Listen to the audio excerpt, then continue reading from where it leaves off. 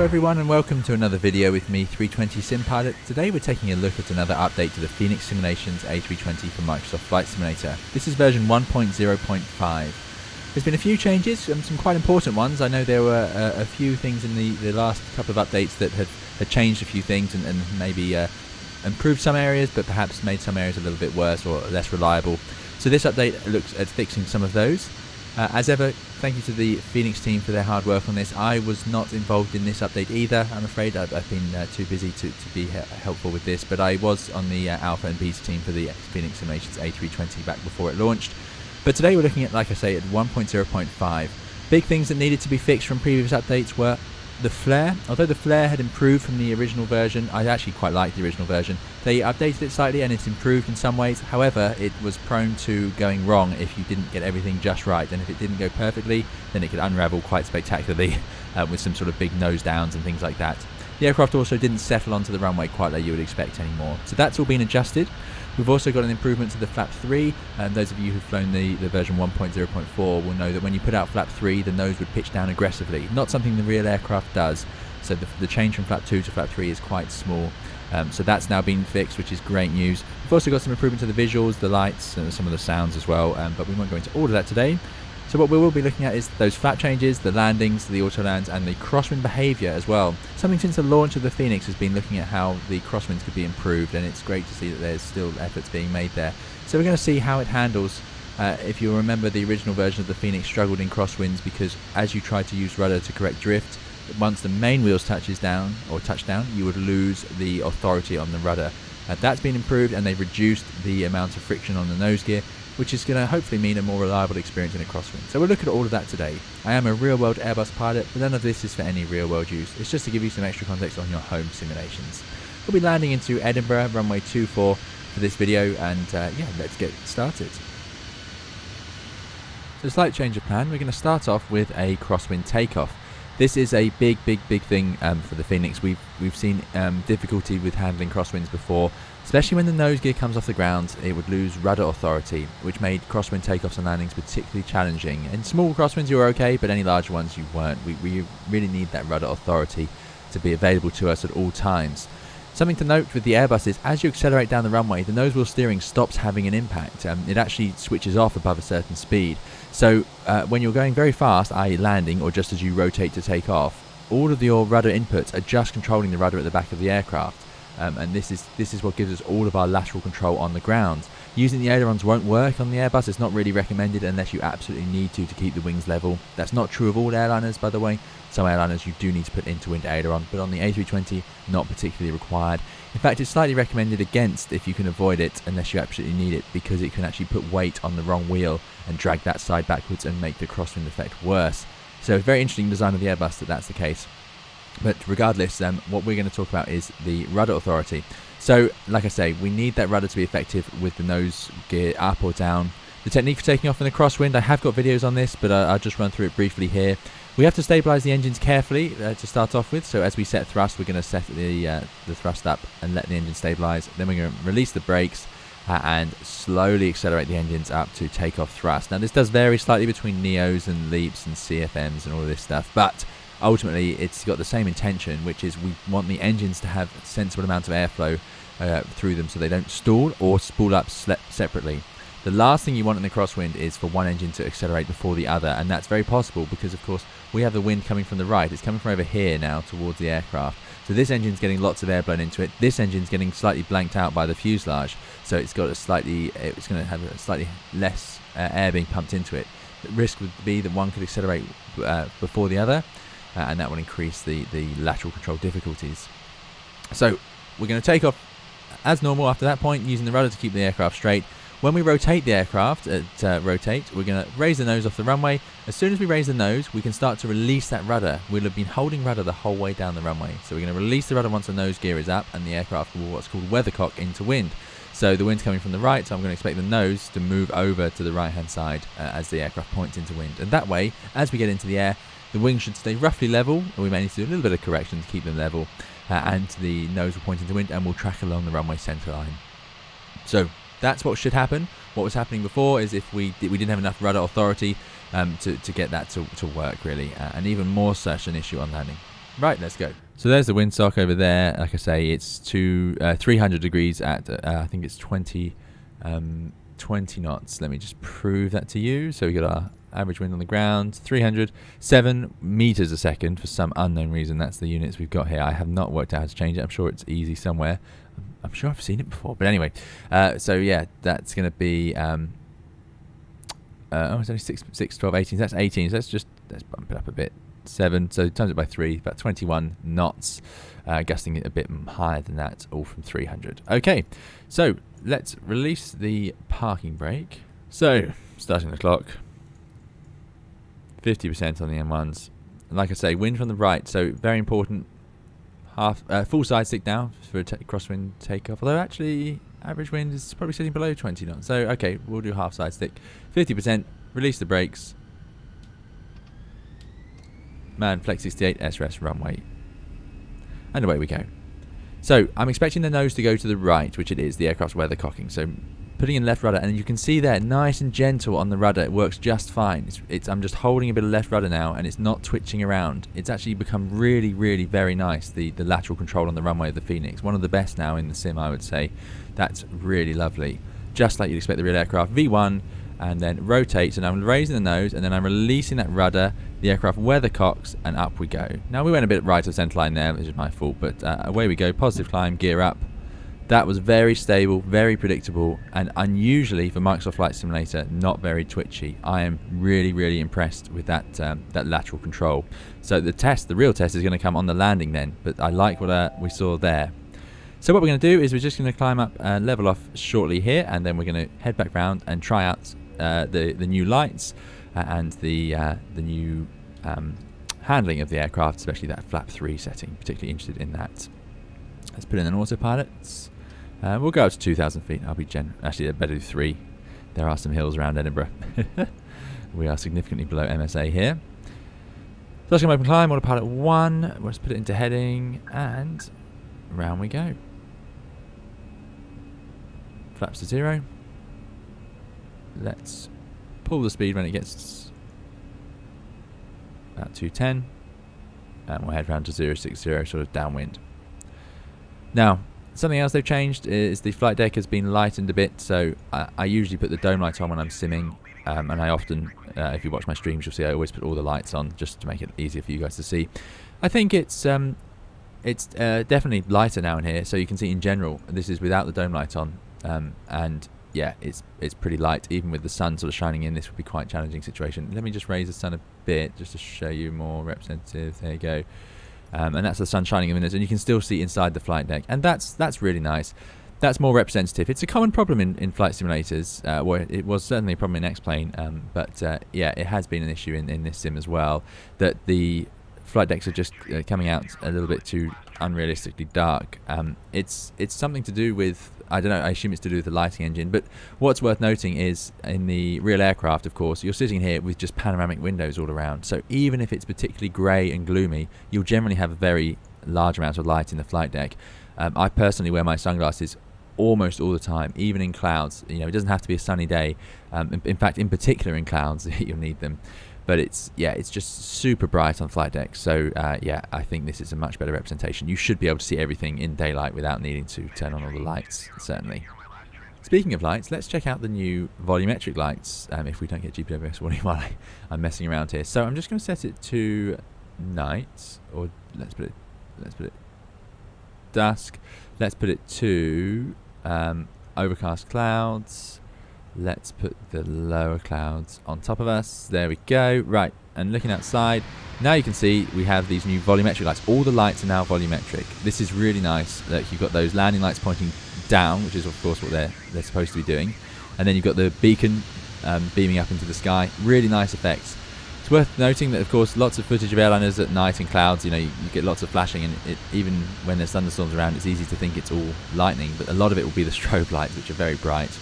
Also, what I really like about the way they've done these lights is you can actually see the shape of the... Let me just see if I can get the clouds a little bit denser. Is that this layer? There we go.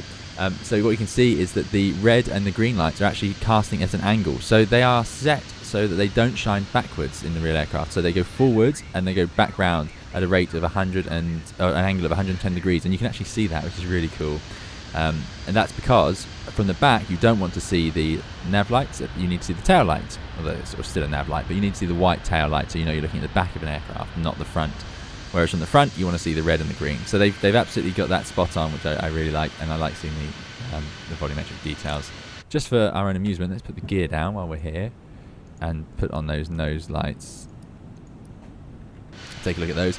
Funny enough, the landing lights have much more of an impact on your ability to see during the landing as much as the nose gear light does, or the takeoff light. It's incredibly bright. Let me see if I can convince it to turn on. There we go.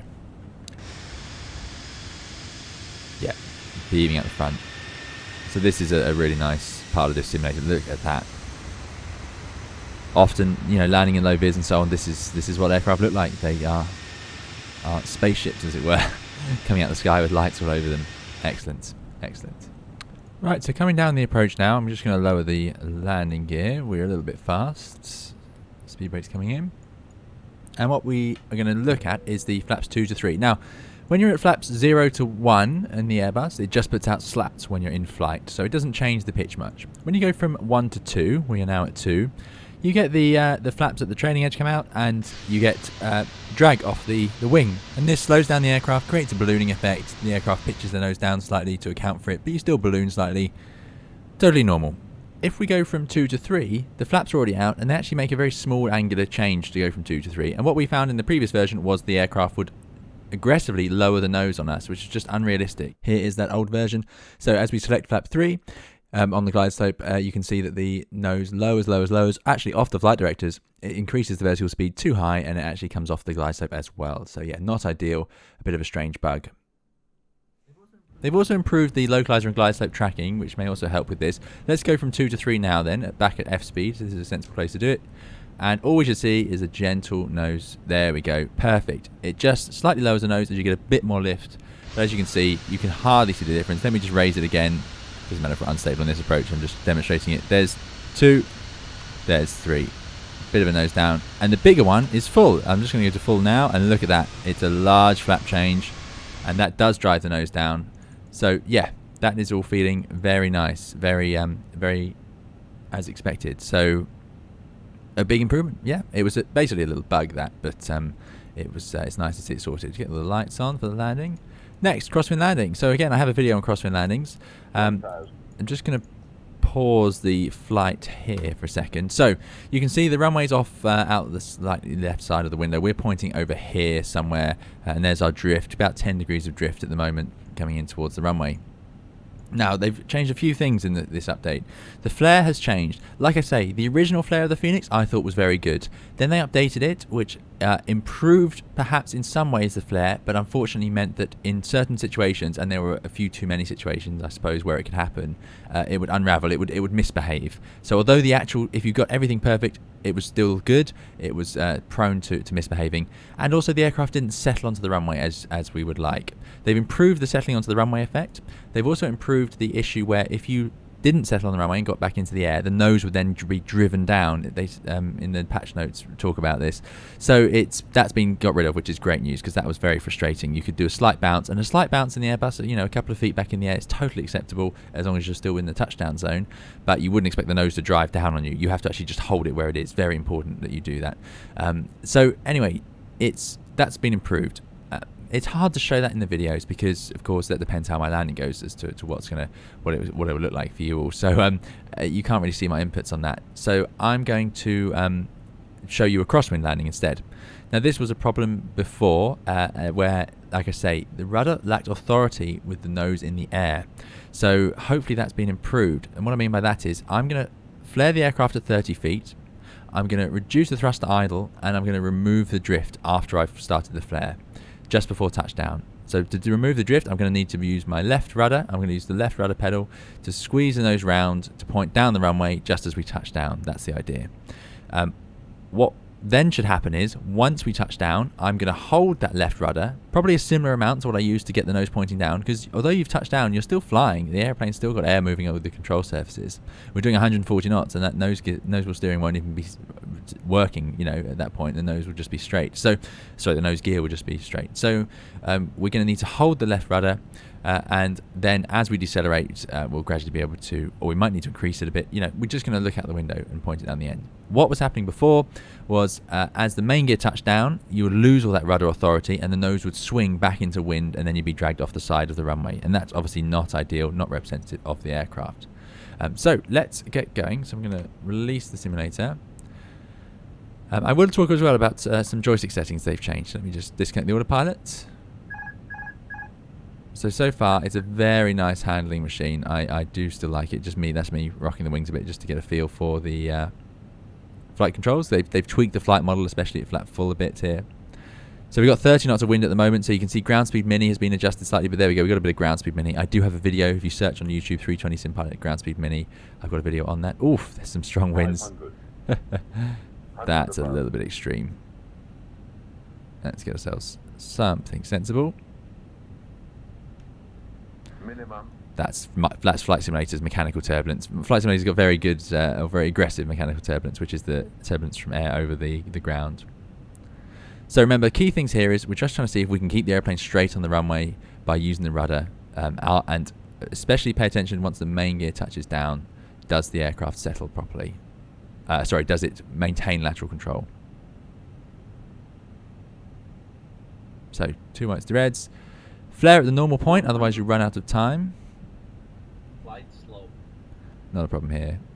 40, 30, into the flare. 20, Left rudder, idle. Holding it there, holding the left rudder there. There's touchdown, holding that rudder, and there's the reverse out, holding the rudder, same amount of rudder as for the touchdown. And there we go. That seems to have worked nicely. So pretty impressed with that.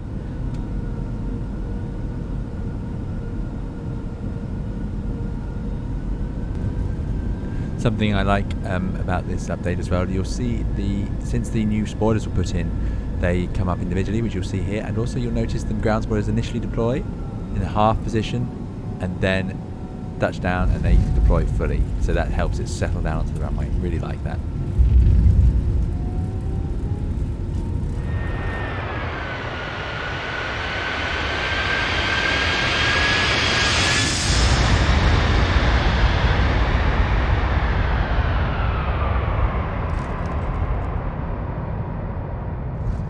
Okay, so now we are back on final. Let me just pause the sim. I'm just going to increase the wind, and we're going to see how it can handle an even bigger crosswind. So the limit of the Airbus is up to a maximum speed of 38 knot crosswind. So we're 60 degrees off at 300 for runway 24. So we'll increase it to 38. There's a dry runway, so that's possible, which is going to mean we need a wind speed of about 12 meters a second. Will be slightly under, so it'll be about 36 knots across. So that's more than enough, and then we'll better set the gust to something similar, or something slightly higher, because of course we need the gust to be within the 30. It's unusual to have a constant speed of 38 knots, so I've set it to a sensible, so 36 gusting 38, something like that. Because of course we have to take into account the gusts. If the gusts are sort of 40, then you're not allowed to do it. Let's put that in here at 300 at 36. Oh, it's not even going to let me do that. What have I done wrong? It could be because we're too low. Okay, not an issue. It's not going to affect you too much because we're back at VAP, and there wouldn't be much ground speed mini. There may be a little bit. A good test of the Fenix's automatics here, as I've changed the wind on it at the last minute. So there we go. Let me just see. Okay, we've got the wrong wind in there, but that's fine. It's going to be a bit of extra speed for VAP. No issue there. Probably a sensible thing to do in conditions like this with such a strong crosswind. Ground speed mini doesn't really apply too much extra speed in a crosswind situation, but we have a bit of a headwind as it's only 60 degrees. Right, autopilot off, and I'm expecting this to be predictable. Now again, it's going to be a similar idea to what we did earlier. Crucially, we need to flare at the right point to give ourselves time to then squeeze off the drift using the rudder, and I should have to hold that rudder, probably up to full rudder in this situation, to keep the airplane pointing down the runway. So don't want to get downwind, i.e. to the left of the runway. We need to keep ourselves on the centre line or slightly to the right. 50, 40, 30, into the flare, 20, rudder, idle, rudder, rudder, holding the rudder, 5, holding the rudder, holding the rudder. There's touchdown, still holding that rudder. Not going to deploy reverse, but there we go, look at that. So just holding the same rudder, is keeping it nicely on the centre line, no trouble, and that was with a proper crosswind. So yeah, very pleased with that.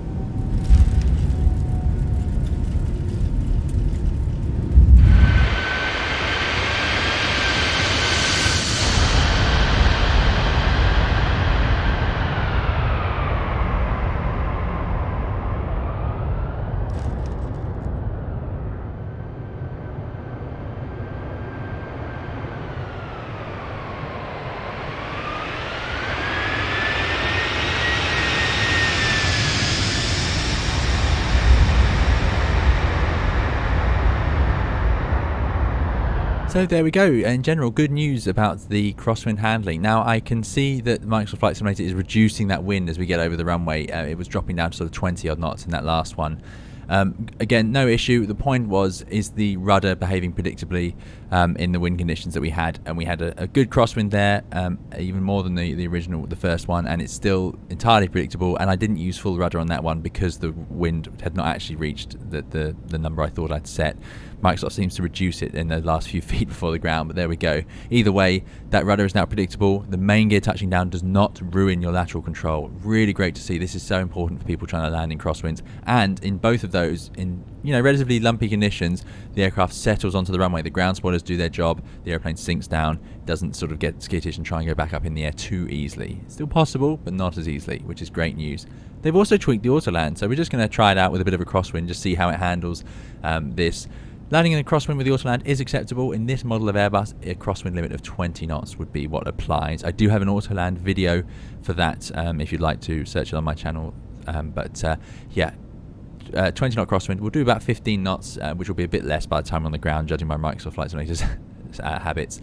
And then we will get to see how it handles. But effectively, they've improved just the tuning of it. So I'm going to leave the weather as clear so we can see what's going on. But yeah, Airbus should have no trouble landing in this wind. 20 knot crosswind is the limit on this model, as it were. It's been tuned to make sure that the flare just sort of gets it done.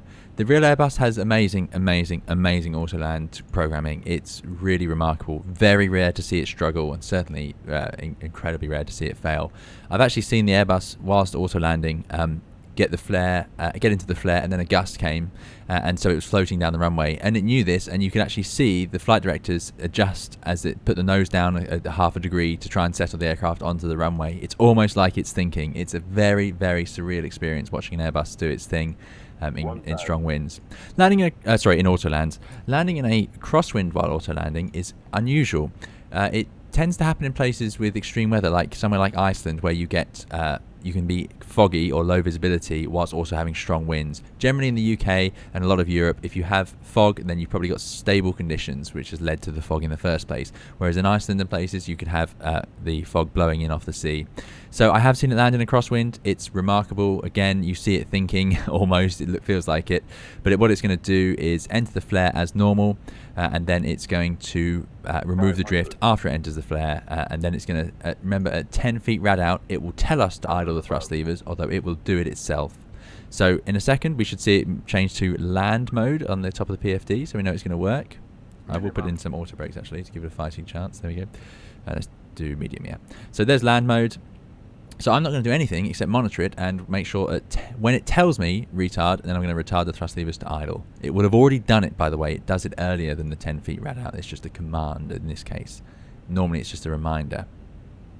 So we should see it track down the runway. They've improved the tracking as well. So let's see how that goes.